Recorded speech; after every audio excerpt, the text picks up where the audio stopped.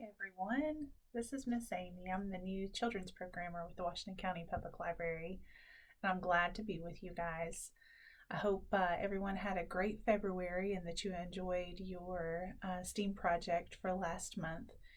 This month's project, which you have the experiment bag for, we're going to learn about surface tension. So we're going to learn about surface tension today. We're going to learn examples of surface tension, why surface tension is so important, and I'll go over a quick, easy surface tension experiment that you can do with your kit that you have here from the library. But if you didn't get a kit and you just caught this on the YouTube channel, then it's really easy experiment to do at home with the supplies that you have at home as well. So, when it comes to surface tension, what makes water molecules stick together to form a drop of water? It's surface tension.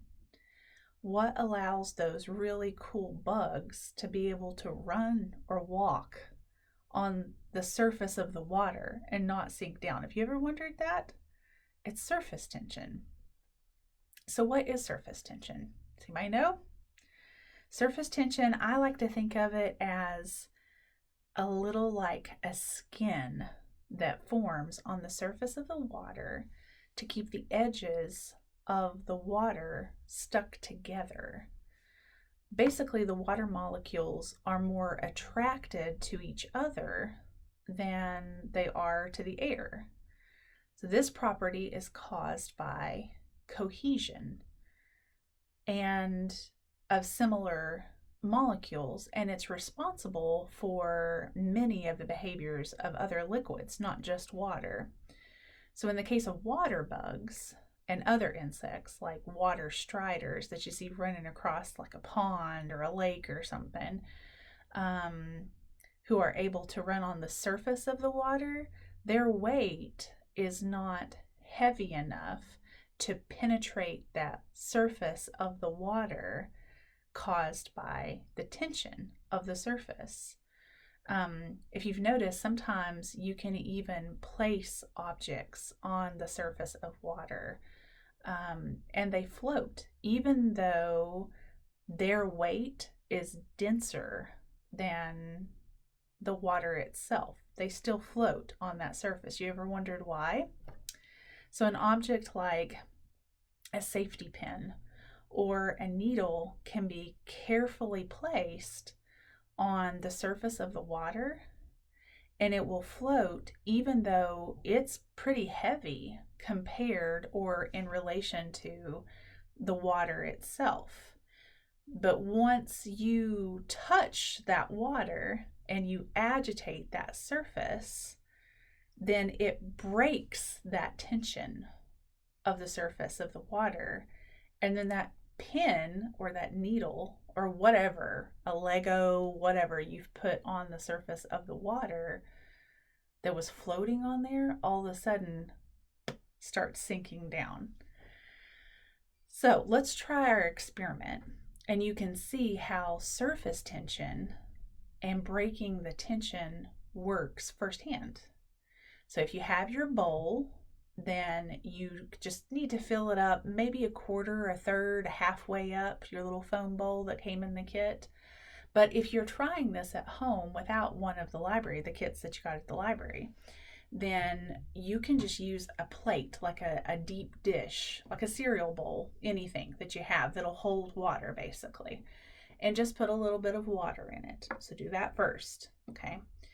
And then you'll take that little cup of black pepper that we provided, and you can sprinkle it right from the cup, or you can get a little bit in your fingers and just sprinkle it on, but just make sure that you sprinkle it on really lightly, okay? And if you don't, if you're at home and you're just watching this video, you didn't have one of the kits, you can use anything that's in your kitchen pantry, like another herb. If you have a little can of, I don't know, Italian seasoning or cinnamon, if you got any kind of herbs or spices, just take it and lightly sprinkle the surface of the water with it. Now don't stir it in. Don't touch it. Don't touch, once it hits the water, don't touch it yet. Just lightly sprinkle and try to cover as much of the surface of the water as you can with that black pepper or whatever it is that you're using, okay? So once you get that situated, then you're going to take your little cup of dish soap, which was provided in the kit. Now again, if you're at home and you didn't get a kit, you can use dish soap, you can use hand soap, you could also probably even use like shampoo or body wash if you wanted to. Just put a little bit in a little cup and dip your fingertip in it. It doesn't take much. Just dip your fingertip in the soap, whichever one kind you're using, and then take that same fingertip and just lightly, ever so slightly, touch the surface of the water with it, with the black pepper or whatever you've sprinkled on top. What happens? Did the pepper scatter? Isn't that cool? It's like magic. I'll never forget the first time I did it. It's like you have a magic finger almost. You just take that little bit of soap on your finger, touch the surface of the water, and it just scatters. It's really cool. And what you'll probably notice is whatever it is that you sprinkled on the surface of the water, whether it was the black pepper or anything else, basil, rosemary, you could probably even use salt, but I think salt would probably sink down and you wouldn't be able to see it as well. But whatever you've put on there scatters, right? But why? Why does it do that?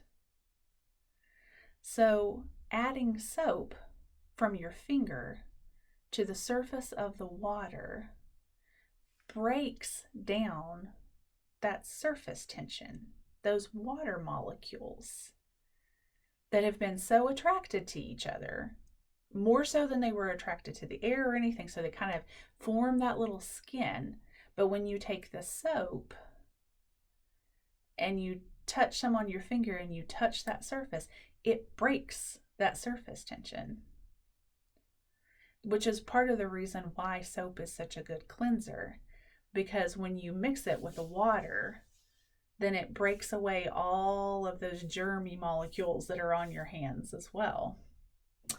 So what happens is that when you break that surface tension with the soap, then the water molecules start to spread out. They want to stay together. So what happens is, since the pepper or whatever else you've sprinkled on the top is with those water molecules, then the water molecules spread out and they take the pepper with them.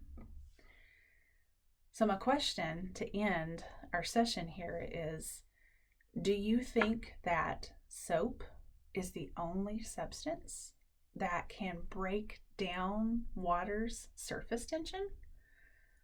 You could try, if you've got a few minutes and you've got your bowl of water there, you can empty it out and put something else on, and you could try conducting that same experiment with other substances like oil, something from the kitchen, another kind of soap, hairspray, hair gel.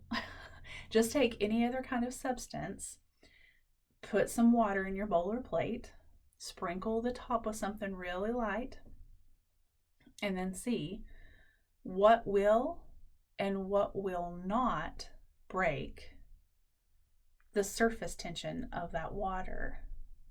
And then if you do that and you come into the library and you see me, let me know what you find out. And thanks for hanging out with me today. I hope you enjoy this experiment. We'll try another one next month.